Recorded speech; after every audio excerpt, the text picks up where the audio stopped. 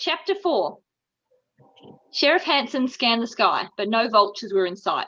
He knew it was a silly thought, but Hollywood, and a childhood spent reading pulp cowboy novels, had trained him to believe that when you found a dead body in the desert, there would always be vultures circling above. The day's heat was likely to be miserable, at least out here on the bluff. Two of his deputies, Lenny Carter and Owen Blackwood, were carefully excavating the remains. Deputy Dina Heikenberry stood nearby, snapping pictures of the entire painstaking procedure.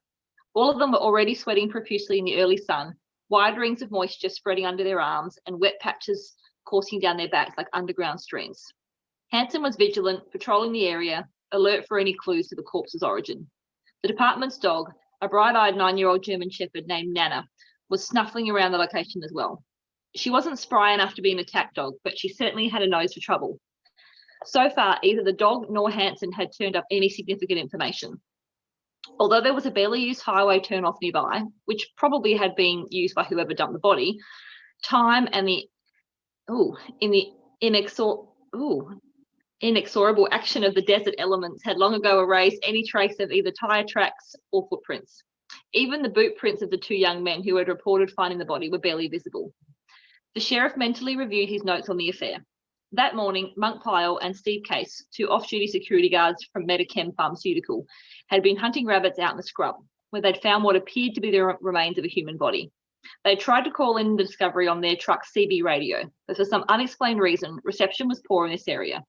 They'd driven into town to the sheriff's office, where they had breathlessly told their tale. Then they'd led Hanson and his deputies out to the location of the body. Although the two men had been eager to offer their assistance, Hanson had told them to go home. He didn't want to risk disturbing whatever evidence might lie in the nearby underbrush and trees by having untrained people tromping around the area unnecessarily. I feel like that should be stomping. A dust cloud signaled the impending arrival of another vehicle. Even from a distance, Hanson recognised the sound of Bill Bender's Jeep. He stepped down a small dusty slope he had just climbed, half sliding in the gravel, and moved towards the area where the rest of the official trucks and cars were parked. Bender parked and stepped out of the Jeep. He was a notch shorter than the sheriff, bald, but had a fringe of greying hair. He grinned wryly at Hanson. "Morning, Randy. Little early for a coroner call, isn't it?" Hanson grinned. "Oh, Bill, just because they always do autopsies at night in the X-Files doesn't mean we've got to run our operation that way." Bender opened the back of his Jeep and grabbed a heavy canvas duffel bag marked with the emblem of the Chavez County Coroner's Office. The monogram was a formality, really, since the office consisted of only a handful of people, most of whom actually worked out of the Albuquerque office. But Bender had confided once that he thought the official logo might make any smash-and-grab car thief think twice about trying to lift the bag out of his car. "So what have you got for me this morning?" Bender asked. Hanson gestured in the direction of the spot where most of the deputies were working, over a nearby rise. A couple of guys were hunting rabbits and found an arm sticking out of the ground this morning. Looks pretty badly burnt, though not nearly as decomposed as you'd think it would be out here in the elements. Bender nodded and began moving with Hanson towards the excavation. It's a desert climate. Some of the most amazingly well-preserved mummies ever found turn up every once in a while out here in Cactus County country. Might make my job easier. "Let's hope so," Hanson said. Murders used to be as rare as frog hair in Roswell. This was his first apparent homicide to come up since he'd replaced Jim Valenti as Roswell sheriff, and the new way to handle things today could make or break his reputation, a reputation he felt he already had become somewhat tarnished a month back. That was when he had summoned the state police and an army of sharpshooters to Brody Davis's UFO center in response to an apparent hostage situation that had turned out to be nothing more than a series of unlikely communication foul-ups and misunderstandings, both on his part and on the part of Jim Valenti. People were going to be concerned when they learned about this corpse. If this really turned out to be a genuine, honest-to-God murder, Hanson knew he had to allay everyone's fears and find the killer. The two men made small talk until they reached the site where the deputies had exhumed the body. Hanson saw that the remains had already been placed on a tarpaulin. Bender exchanged pleasant greetings with the others there, saving a big smile for Dina, who he had dated a few times. Hanson held up to his nose to block the faint, spoiled pot roast smell rising from the corpse as the sun baked it. He began taking shallow breaths through his mouth. "Could be a lot worse," Hanson told himself, willing his stomach to lie still. "We could have fished this one out of the river, all rotten like in Silence of the Lambs." Bender donned his glasses and surgical gloves, then crouched beside the corpse, poking and prodding at the body and its charred clothing with one hand and a long stainless steel needle of some sort. It reminded Hanson of the blackboard pointers his teacher had used. From the condition of the clothes, I say the subject has definitely been out here for a while, Bender said, speaking into his handheld dictaphone for the official record. He wasn't blocking his nose, even though the stench was bad. Hanson realised that the pathologist must have seen and smelled a lot worse during his time. Bender continued making his observations, using the efficient cadences of a seasoned county coroner. I'd estimate the body may have been here for as long as a year, though lab tests will have to be done to confirm that. The subject is definitely a male, probably in his late 40s or early 50s. The remains are badly burned, though. It isn't apparent as yet whether those injuries were made prior to death or post-mortem. Bender examined the dead man's hands. I find no rings or watches on the body. The subject either wasn't married or was robbed prior to his death. He prodded the corpse a bit more, then shut off the dictaphone, muttering under his breath. He looked up at Hanson. Sorry, Randy. Can't tell you much more until I can get him onto the slab. Bender stood up and stripped off his rubber gloves with a loud snap. He deposited them into a baggie marked biohazard, then wiped his sweaty hands on his pants and approached Hanson. Behind the doctor, the two deputies were closing up the tarpaulin carefully and preparing to move it into a nearby body bag and onto a stretcher. Heikenberry snapped a few more photos as the other deputies worked, then moved over to the excavation site. Hell of a thing, Randy, Bender said. Seems like all we've been doing lately is digging up bodies around these parts. First that one that the congresswoman got involved with, then the girl who got buried alive out in Fraser Woods, and now this one. What's with folks these days? Hanson found himself wondering the same thing quite often lately. I don't know, Bill, he said as they began walking in the direction of their respective vehicles. I've been doing law enforcement work for what, 8 years now? Seems like the last 2 years have been more exciting than the previous 6 put together. Bender punched him playfully on the shoulder. Well, you're the sheriff now, boy. Ain't it about time you took control of things instead of letting the things control you? The coroner was almost twice Hanson's age, but he always displayed a grandfatherly attitude towards him. That I will, Bill, Hanson said with a grin. As Bender continued towards his jeep, Hanson turned back to look at his men. My men. And they've been my men ever since Sheriff Valenti got fired. Some days the fact that he was wearing the top cop badge seemed unreal to him, especially when he was still working out of the same offices where he had served as Valenti's senior deputy. Every day, Hanson seemed to have to remind him that he deserved to be in charge. After all, Valenti had screwed up several times, including his harassment of that geologist, Grant Sorensen. Luckily for Valenti and the Sheriff's Department, Sorensen had never pressed charges. In fact, no one had heard from him in ages. He seemed to have simply disappeared. A chill ran down Hanson's spine. Even though the sun was getting even hotter and higher in the sky, he didn't want to think what he was thinking, and yet he had to consider the possibility. Could this be Grant Sorensen's body? But Bender had said it had been out there for a year, which made it seem unlikely, and Sorensen was somewhat younger than Bender's age estimate. Still, the decomposition of the body, or lack thereof, might mean that it had been lying out there for a shorter period of time. Maybe the rotted clothes had just thrown Bender's estimate off. We'll know soon enough, Hanson thought, once Bender does his lab tests. Hanson didn't like to even consider pointing the finger of suspicion towards Valenti. Jim had always treated him fairly and had taught him a lot about the law enforcement profession. But Jim had been getting himself into some mighty strange situations during the last year, many of them involving teenage kids like the troublemaker Michael Guerin, and Valenti's involvement with the rescue of that girl, Laurie Dupree, he recalled, from her underground coffin out in the woods, and that was suspicious as well. It had contributed to Valenti's firing and to Hanson's own promotion. But even out of the law enforcement loop, Valenti had still managed to get himself into some bizarre scrapes. The non-hostage situation at the UFO Centre was one of them, as was the suicide of Alex Whitman a few months back. Hanson knew that most of the teens involved in those incidents were friends of Kyle Valenti, and that Jim had dated Amy DeLuca, the single mother of one of the kids, so it was no surprise Valenti would cross paths with lots of the same people repeatedly. Still, some gut-level instinct told Hanson that Jim was involved with the teens on some deeper level, and that his former boss was even now keeping some very significant secrets. Jim Valenti had just taken a bite of the streaming hot chicken pot pie when the phone rang. He had microwaved it too long and had burned his mouth as he grabbed the receiver. "Just a minute," he mouthed into the phone, then spit out the bite into the kitchen sink. He flicked the water on and stooped to take a quick swig. Better. He returned the phone to his ear. "Sorry about that. Hello?" He heard a familiar voice and grinned. "Oh, hi, Nicole. Yeah, I'm okay. I just took a bite of something too hot. What's up?" As he listened to her, his eyes flickered over to the wall-mounted coat rack behind the door, where he used to keep his sheriff's jacket and hat. They'd been replaced by a couple of well-worn jean jackets, a grey sweatshirt, and a couple of baseball caps. "Sure, I can come in. Give me half an hour and I'll be there." He hung up the phone and stood for a moment, his hand still on the receiver. "Hanson wants me to come in to help ID a corpse they just dug up in the desert." Jim knew that at least Nicole thought it was a routine consultation, probably a way to check his mental missing persons files against whatever was in the department's computers. but he could feel in his bones that there was nothing about this call that would be routine. Valenti already had some suspicions as to what or who might have caused the death. Nasedo. He knew that the alien had been pretty quick on the draw with his death touch. He spent too many years chasing Nasedo's calling card, the swift fading silver handprint that the shapeshifter left on his victims' bodies.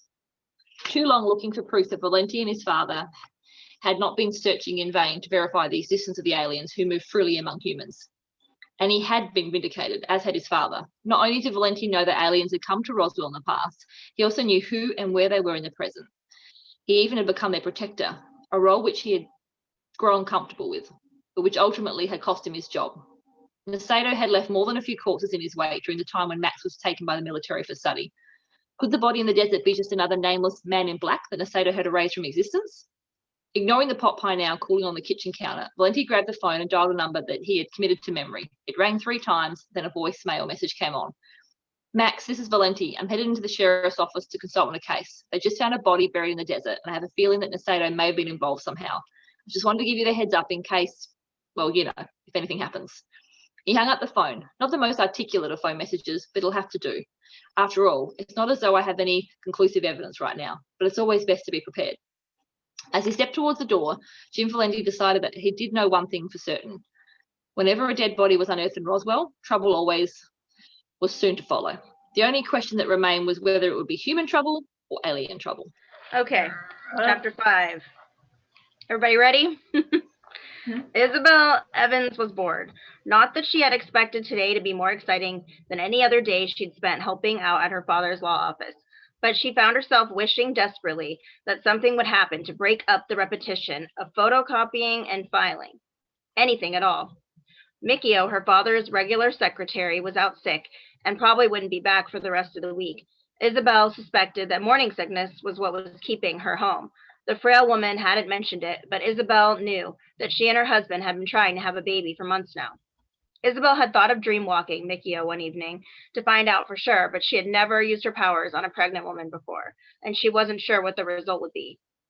Besides, using her powers to eavesdrop on other people's thoughts and dreams merely to satisfy her own personal curiosity seemed sort of rude. Better not to take the risk. The phone hadn't rung for hours, and there weren't any appointments on the schedule until later in the afternoon, and she suspected that one appointment was actually a game of golf, but she wasn't about to press her father on his secrets. After all, she didn't want him doing the same to her. Isabel, her father's voice shook her out of her bored, trance state, and she turned toward him with a start. Didn't you hear me? What? No, Daddy, I guess I was spacing out. She smiled innocently, brushing a lock of her hair back off her face. Philip Evans rolled his eyes and looked back at her with an understanding grin. I need the Zerpat files and Mrs. Terrabin's phone number. It's under the R heading for Rowley. That's her soon-to-be ex-husband. Isabel sighed and swiveled in her chair, reaching for the computer mouse and keyboard. If you know right where it is, why do you need me to get it for you? She asked, her voice taking on a tone that her father sometimes unfairly described as whiny. Honestly, Isabel, do you think I should just pay you to sit here and doodle?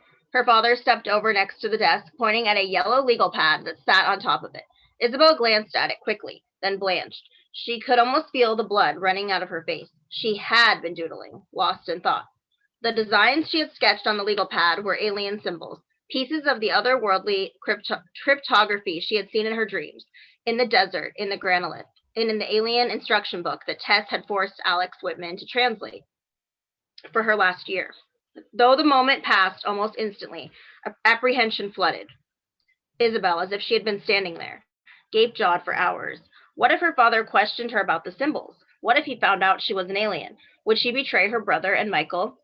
Would she be put into a white room the way Max had been, examined, prodded, maybe even dissected? She forced her mind to snap back from its building chain reaction of fear. Offering her father a wan smile, she said, No, Dad, today. Then her father did the unthinkable. Sitting on the edge of the desk, he grabbed the legal tablet. Squinting slightly, he pored over her drawings. What are these? Isabel shifted uncomfortably in her chair, though she hoped he wouldn't notice. Oh, you know, just some stuff I saw on the cover of this new rock band CD. She forced herself to maintain a pleasant expression. Philip said, nodding his head. One hand went up and scratched at his graying temples momentarily. For a moment, I thought maybe you were working on some kind of art project, like something for college. Or he let that thought trail off, but quickly moved on to a new one. Speaking of which, what's going on with your college plans? Did you ever make a decision about Santa Fe State? She winced inwardly, out of the frying pan and into the fire. Her father wasn't concentrating on her alien doodles any longer, but he had sidestepped into another subject that was very nearly as touchy. A few months ago, Isabel had been ready to leave Roswell. She had been accepted into a college in San Francisco, had planned to leave in June. She was even looking at dormitory brochures when Alex Whitman had died. And then Max had stepped on her future, hard, imposing his will as King Zan, the ruler of their alien homeworld of Antar. She remembered what her brother had said like it was yesterday. Isabel, if I have to, I will do everything in my power to keep you here. I will tell our parents you have a drug problem. I will notify your teachers that you have cheated on every test for the last 3 years. If you ever leave Roswell without my consent, I will physically drag you back. For the last time, the answer is no, period. And with that, her future had crumbled. Coming directly after Alex's death, Max's threats were the blow that had blown apart the fragile house of cards that her life had become. Her human life. She liked to believe she was human, not Valandra, the alien princess who had betrayed her royal family. In the months that followed, even Isabel herself had noticed that she was becoming more moody than was normal for her. She knew she hadn't fully forgiven Max, even though she had told him that she had. On top of it all, lately she had been receiving unsettling visitations from Alex's ghost.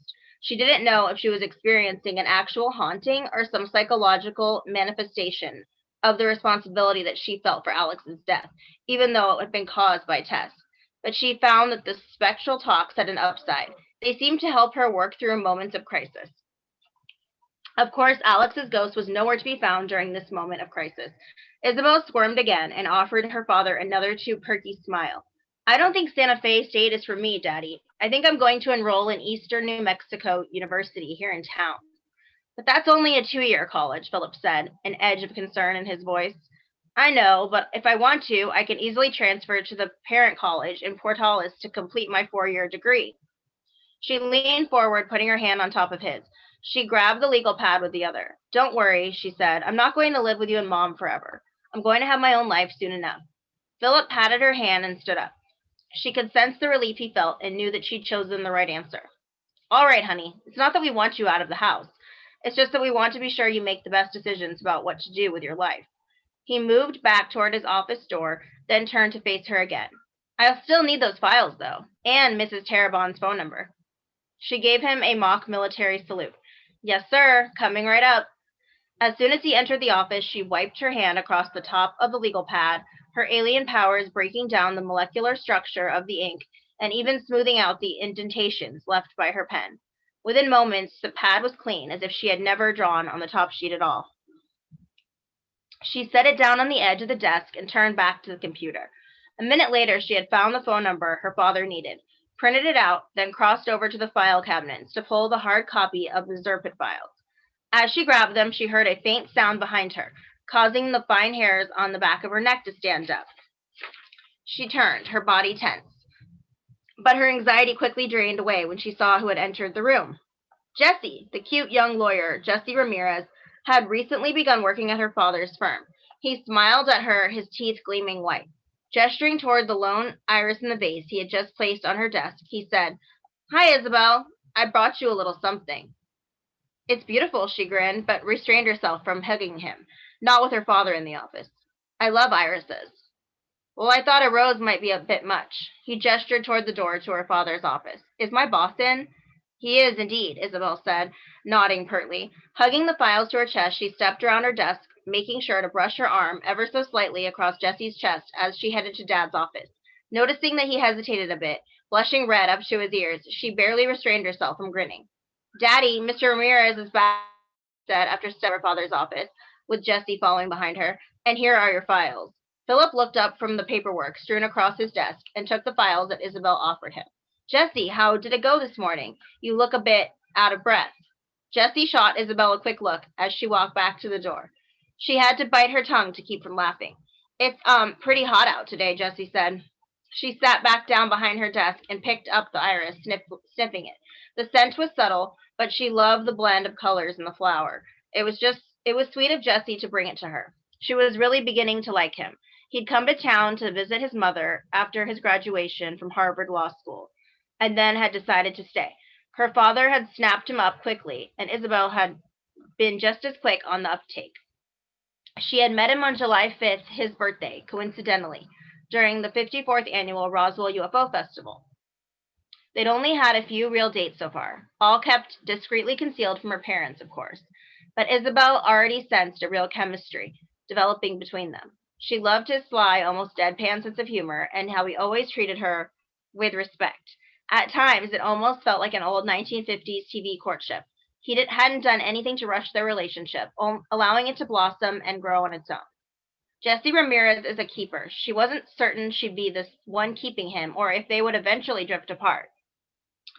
But she knew he was special, like Alex had been. She hadn't given Alex enough of a chance when he was alive, thinking of him as too young, too awkward, unworthy of her.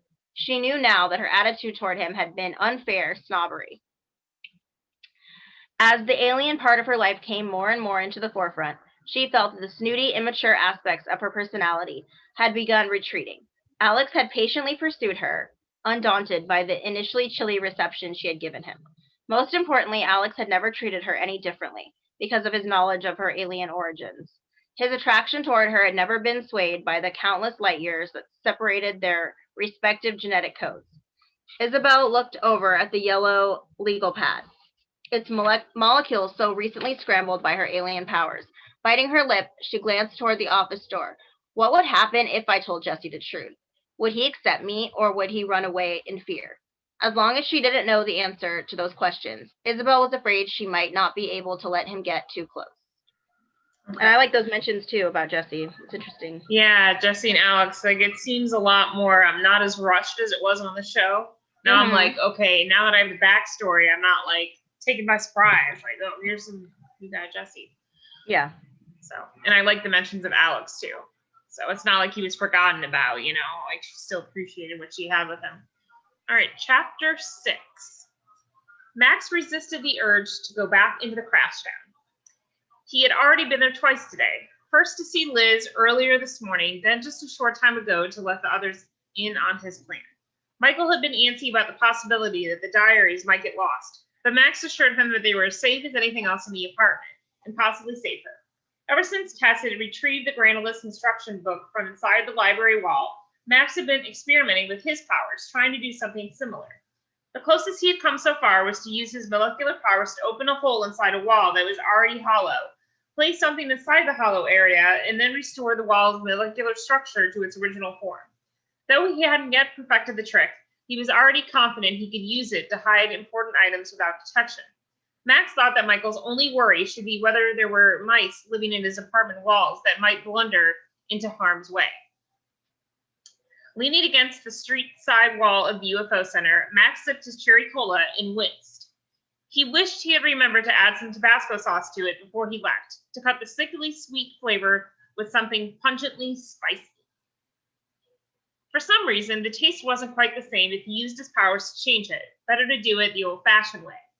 A woman walked by, her toddler following after her on a harness leash device. The little boy held a bendable green alien figure in his hand and waved happily at Max. The real alien smiled and waved back, then looked down the street. Kyle's late. At this rate, I'm not going to have enough time to pull this off.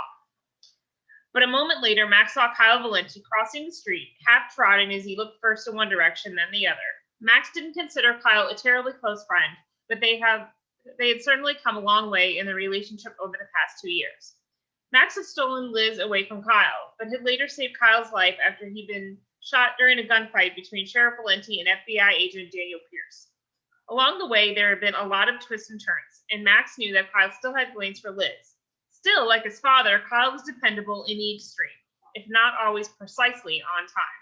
It's about time you got here, Kyle, Max said, realizing belatedly that his annoyance was a little too evident in his tone. Kyle's eyebrows knit together in puzzlement, and he scowled. Hello to you too, Max. I guess if you need someone else to act as your human patsy, you can always invite somebody new into your I Know an Alien club. Max held up his hands in a gesture of peace. Sorry, Kyle. I'm glad you're here, and I appreciate your help, but we're really going to have to hurry now. Kyle nodded. So what do you need me to do? Max handed him the cell phone he had borrowed from Liz. I already made sure that Brody was gone from the center. I have to get into some of his private files without his finding out about it, but he could come back any minute. I need you to stay on lookout. If you see Brody coming, just hit the call button and I'll get out of there. Hello, there's only one exit from the center. Don't you think he'll see you?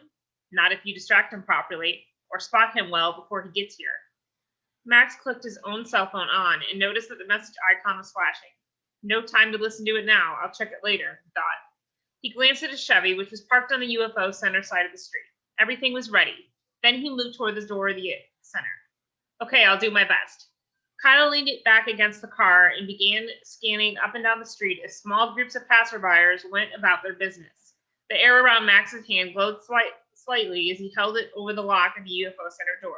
Momentarily, a slight click told him the lock had opened, and he ducked inside the museum.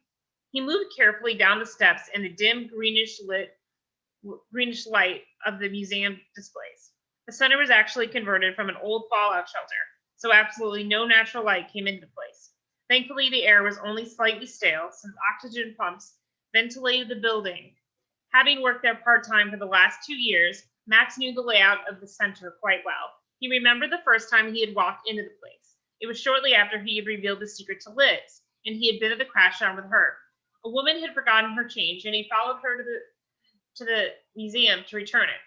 Milton Ross, who'd operated the center in those days, had offered him a job, convinced that he too was a true believer in the existence of aliens. Max grinned, thinking of Milton, who had always wanted to meet an alien face to face, little realizing that he'd actually had a bona fide extraterrestrial working for him. Milton was the one who had come up with most of the cheesy displays and props featured in the museum's exhibits. And even though he had sometimes privately acknowledged that many of the displays existed purely for the entertainment of the audience, publicly he took his alien lore extremely seriously, and he had expected Max to be just as serious when giving tours of the facility. Still, Max often had trouble pointing to some of the little green men that festooned the place without cracking a joke. As Max made his way past one of the glass cases, the dark ovid eyes of one of the little green men caught his attention. He turned and studied it for a second. Its hand was raised, spindly fingers splayed imploringly as though suing for peace. But Max understood well enough that this wasn't a completely accurate portrait. Although the ship had brought him and the others here in the gestation pods had been on an ostensibly peaceful mission, the aliens who had abducted Charles Dupree and probably others for the genetic codes had a thing or two to learn about politeness and civility. Not to mention the fact that the shape-shifting Nasato, one of 2 survivors from the pod ship and protector to Max and the other half aliens, had committed more than his share of killings over the years. And who knew what the other surviving alien had done? Was he or she also killing to survive, just as Nasato had? Max also knew that the aliens from his homeworld didn't need to be physically present to affect the lives of humans on Earth. Brody Davis had brought the UFO Center from Milton last year, partly to continue Milton's research into abductions. And though he couldn't prove it, Max suspected that Milton had sold the center to Brody while under some kind of mind control. Max knew for certain that Brody's body was sometimes hijacked telepathically by Lyric, one of the politicians in the planetary system that contained Max's homeworld. As he made his way to the locked file storage area, Max pondered the quandary he was in. Do I even know of a single instance of positive alien interaction with humans? Of course he did. He, Isabel, and Michael had done many positive things. But would those good deeds have needed doing if we hadn't been here, disrupting people's lives in Roswell in the first place? Kyle wouldn't have been shot, Lori Dupree wouldn't have been kidnapped, Alex wouldn't be dead, and all the crises their friends and companions had been put through wouldn't have happened. And yet, Liz would have died if I hadn't healed her. Brody's daughter and the other children Max had healed last Christmas would still be sick as well. Some of them might even be dead by now. Max shook his head as if to scatter his doubts, though he knew they would return. He knew that he brooded far too often about such things. The others even teased him about it sometimes. But understanding the behavior and changing it were 2 different things. Max reached forward and put his hand up to the keypad that Brody had installed by the door that led into the locked storage room. Brody didn't much trust padlocks, but the electronic lock was no less simple for Max to bypass, requiring only a slight nudge from his alien powers. Inside the chamber, he flicked on the light switch and took a breath of the dank, musty air. At least it didn't smell of mold or mildew. By the time he'd sold the center, Milton had finished moving everything on to storage racks and had filled all the paperwork in archive boxes. But unlike Milton, Brody was less open about allowing Max access to the storage area. Max hadn't really questioned him as to why. Perhaps he was hiding something private having to do with his own abductions and encounters with aliens, or maybe he was reticent for reasons entirely unrelated to aliens. Max decided he didn't have time to concern himself with that for now. Rounding the corner of one set of racks, he found the older boxes stacked up near the back wall. Some hadn't been touched in years, while others appeared to have been explored far more recently. Unsurprisingly, several dozen of the file boxes were marked 1947. Because these were such banner years in alien abduction lore, Max expected the records from that time to be fairly extensive. Max began to pull boxes out, flipping the lids up and reading the titles of the files inside. There were several boxes of books and many more boxes of period newspapers and magazines. In a surprisingly short time, he hit pager, files on people in the area who claimed to have been abducted. He scanned the names for clues: Belmont, Cash, Crouch, Davis, Denham, Dutch, Ellington, Forrester, Gaines. There were probably over 100 files in the box. None of them with the name Dupree, he noted. He pulled the Crouch file and opened it. Inside was a clipping from the newspaper indicating that Jim's father and Kyle's grandfather, Sheriff James Valenti Sr., had found a woman wandering in the desert, Darlene Crouch, who'd had no idea how she'd gotten there from her car in Tucson. Crouch didn't look like Isabel or Tess, but Max couldn't rule her out either. Just because Michael looks exactly like Charles Dupree, we can't necessarily assume that the rest of us will resemble our own human genetic templates. Max pulled another file and skimmed it until he was reasonably certain that Mrs. Denham wasn't one of the gene donors. She was Japanese, the wife of an American soldier stationed at the military base. He put that file aside and had reached for another when his cell phone rang. The sound startled him. He had tuned out everything but his purpose here, and he dropped the folder. Bending to get it, he toggled his phone on. Max here. Kyle's voice was tiny through the small receiver. Brody just drove by looking for a parking space. You'd better get out of there. Got it. Stall him if you can. I'll try. Damn, someone pulled out up the block. He'll be parked soon enough. I'm leaving now, Max said, then switched the phone off. Scanning quickly, he saw some empty boxes piled in the corner, apparently left over from when everything had been transferred to the archival boxes. He grabbed 3 and dumped the contents of one of the 1947 abductee boxes into one of them. Replacing the now empty archive box on the shelf, he dropped the Denham files into it, then put the lid on top. Max scowled for a moment, realizing that the box looked out of place now. He ran his hand over the top of it and the others beside it, drawing dust from the others and evenly distributed it across all of them. Satisfied the archive box now looked relatively undisturbed, Max lifted the trio of boxes and headed towards the door. He switched off the light and closed the door. The click of the electronic lock behind him was a reassuring sound. As quickly as he could, he made his way to the exhibits and back up the steps. Once he had reached the door, he cracked it an inch, sunlight streaming in, blinding him momentarily. Outside, he could see a nervous Kyle approaching Brody, who was walking towards the center, carrying a bag. Max bounced the boxes against the door jamb with his leg and stretched his hand out, pointing at the parking meter that Brody was just about to pass. Max knew that he didn't need his hands to use his powers, but they certainly helped him focus his concentration. He squinted, feeling the power surging from his mind down his arm and coursing into his hand. There was a slight, almost imperceptible electrical crackle around his hand as the power built up. Abruptly, Max released it. Right next to Brody, one of the parking meters suddenly exploded open, the metal change door striking the sidewalk with a clatter. Brody jumped to the side, startled, almost dropping his bag as quarters, dimes, and nickels cascaded down onto the sidewalk. The jingle sounded like a slot machine paying out at Vegas. What happened? Kyle said to Brody as he neared him. Brody was staring at the parking meter in surprise as coins continued spilling out. I don't know, Brody said in his slight English accent. It just exploded. Well, we can't just leave it like this, Kyle said. He gestured towards Brody. Can we use your bag to clean all this up? He crouched by the pile of metal and money spilled all over the sidewalk. I guess, Brody responded. He removed a box, some new computer component from what Max could see, from the bag and set it on the sidewalk, crouching next to Kyle. The moment Brody began to pick up the change, Max darted out from inside the UFO center, moving quickly toward his car.